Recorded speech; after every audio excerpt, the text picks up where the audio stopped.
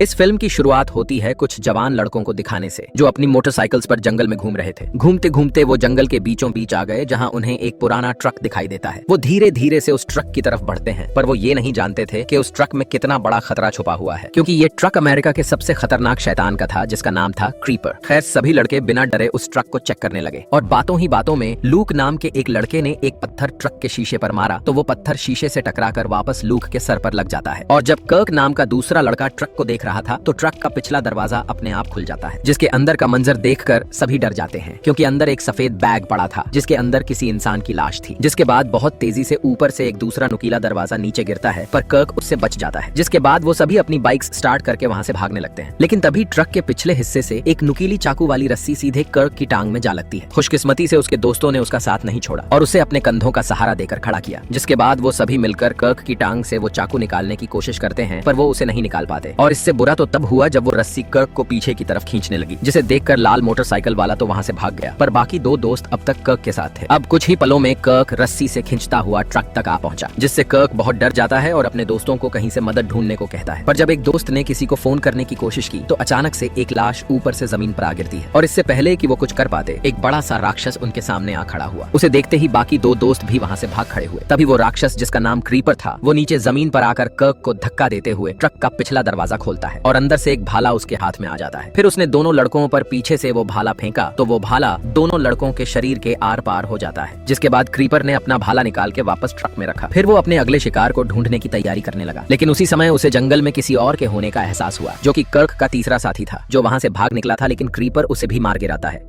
खैर, अब रात के समय पुलिस को क्रीपर का ट्रक एक सुनसान रोड पर मिलता है और जब उन्होंने पीछे का दरवाजा खोला तो उन्हें अंदर बहुत सी लाशें पड़ी मिली, जिन्हें देखकर सभी पुलिस वाले भी बहुत डर गए। और जब एक ऑफिसर ने जांचने के लिए आगे ट्रक की तरफ हाथ बढ़ाया तो अचानक से वही नुकीला दरवाजा गिरकर उसके बाजू को जख्मी कर देता है। किसी ने ये नहीं सोचा था कि इस पुराने ट्रक में इतने जाल छुपे होंगे और उस नुकीले दरवाजे की वजह से वो अंदर पड़ी लाशों को भी बाहर नहीं निकाल पा रहे थे। और ये देखकर शेरिफ डेविड काफी अफसरदा हो जाता है, जिसके थोड़ी ही देर बाद और पुलिस की गाड़ियां भी वहां आती हैं, जिससे हमें पता चलता है कि इन पुलिस वालों ने क्रीपर को पकड़ने के लिए यहाँ एक जाल बिछाया था और उस टीम का लीडर था कैप्टन डैन। डैन के यहाँ आते ही डेविड उसे इस ट्रक के बारे में बताने लगता है और उधर बाकी पुलिस वाले उस ट्रक का दरवाजा खोलने में लगे थे। और उसी समय चाकू वाली रस्सी तेजी से निकलती है, जिससे डैन मरते मरते बचता है और इस खतरनाक मंजर को देखकर सभी डर जाते हैं। जिसके बाद सभी की उस ट्रक के पास जाने की हिम्मत नहीं हो रही थी। जिसके बाद डेविड ने डैन को अकेले में ले जाकर बताया कि क्रीपर ने अब तक 3 ऑफिसर्स और कई आम लोगों को मार दिया है। पर तभी उन्हें खबर मिली कि क्रीपर के ट्रक को टोड कर लिया गया है, जिसे सुनकर डैन बहुत घबरा गया, क्योंकि वो जानता था कि क्रीपर अपना ट्रक किसी भी हाल में ले जाने नहीं देगा। जिसका मतलब ये था कि अब टोड ड्राइवर की जान खतरे में थी। अब इससे पहले कि वो कुछ कर पाते, क्रीपर अपना कुल्हाड़ा लेकर अपने ट्रक के पास आ गया था। उसने एक ही वार में ट्रक की जंजीरें तोड़ डाली और जब फ्रैंक ने पीछे देखा तो क्रीपर का ट्रक अब उनकी गाड़ी से छूट चुका था। उन्होंने गाड़ी रोककर जब बाहर आकर के देखा तो क्रीपर ट्रक पर खड़ा होकर उन्हें हंसते हुए देख रहा था और फिर वो अपना ट्रक लेकर आगे की तरफ चल देता है, जिससे डीना और फ्रैंक को लगा कि उनकी जान बच गई। लेकिन कुछ ही पलों में क्रीपर का ट्रक वापस लौट आया था, जिसके बाद वो दोनों बहुत डर जाते हैं, क्योंकि ट्रक उनके पास आकर रुक गया था और क्रीपर ट्रक के पास नहीं था। डीना और फ्रैंक ने आस पास नजर दौड़ाई तो क्रीपर अचानक से हवा में से फ्रैंक के ऊपर कूद पड़ा। तभी डीना ने क्रीपर पर गन तान दी, पर क्रीपर ने उसी वक्त उसे एक इशारा किया, जिससे वो समझ गई कि इससे क्रीपर का कुछ नहीं बिगड़ने वाला। जल्द ही डैन और डेविड वहां पहुंचे तो उन्होंने देखा कि डाना ड्राइवर सीट पर दुबक कर बैठी थी, क्योंकि क्रीपर फ्रैंक को उसकी आंखों के सामने से अपने साथ ले गया था।